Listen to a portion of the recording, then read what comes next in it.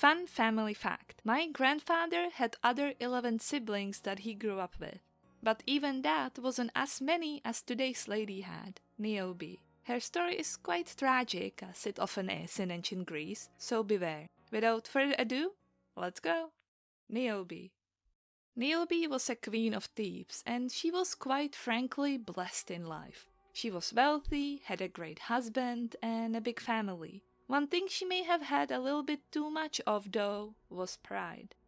One day a prophetess named Manto, who was the daughter of Tiresias we have previously met many times, cried out in the city for all the women to come and worship Leto and her 2 children, which, for those who don't know, were the divine twins, Apollo and Artemis.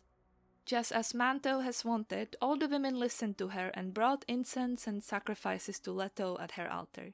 All but one, Niobe. Niobe marched towards the altar dressed in her best clothes and followed by her servants. She asked the women there why would they worship a goddess that they have never seen instead of her. She was right here, and she deserved incense as well. Niobe, the daughter of Tantalus, the only mortal who was allowed to feast with the gods. Don't ask how that ended up, important that it happened. Her grandfather was Atlas, and Zeus himself is a part of the family from her husband's side. Niobe should be worshipped for this, not only her divine beauty and her treasures. She also bore 7 sons and 7 daughters, all to be married in the future. And Leto? You would rather worship someone who couldn't even find refuge anywhere to give birth, not on sea, land or sky? If it wasn't for the island of Delos, who knows what would have happened? And she only had 2 kids. Even if Niobe lost some, she would never be reduced to merely 2. With all this, Niobe persuaded the women to abandon their worship and shooed them away from the altar. But under every breath there was still a silent prayer to Leto. The Titaness herself was furious. She complained to her kids about Niobe, of her boasting about her kids, how she thinks she is better than her, and when she wanted to complain some more, Apollo, her son, stopped her. Because her talking merely delayed the punishment that awaited Niobe's kids. It first started with the sons. Ismenus, the oldest, was riding his horse when an arrow pierced him. He fell off his steed already dead, discovered by his brother, Sipylus.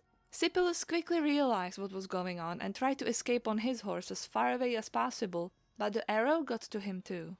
Phaedemus and Tantalus Jr. were wrestling when a single arrow killed them both.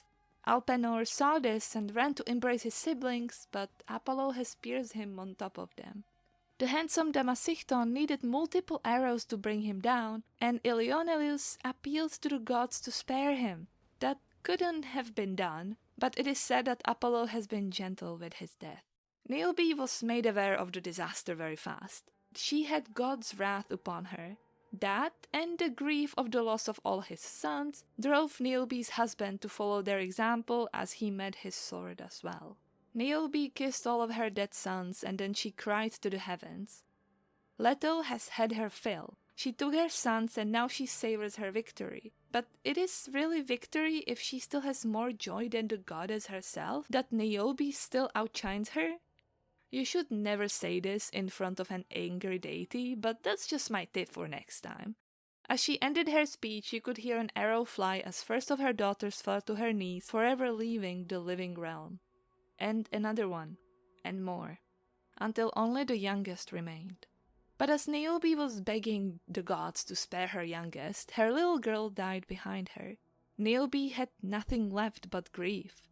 And she cried and cried, never moving, until her whole body became stone.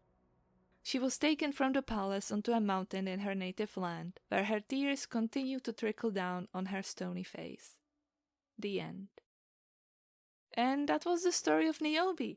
Another cautionary tale to never boast of your own achievements and be careful of hubris. The usual. Thank you for watching and I'll see you next time. Bye bye.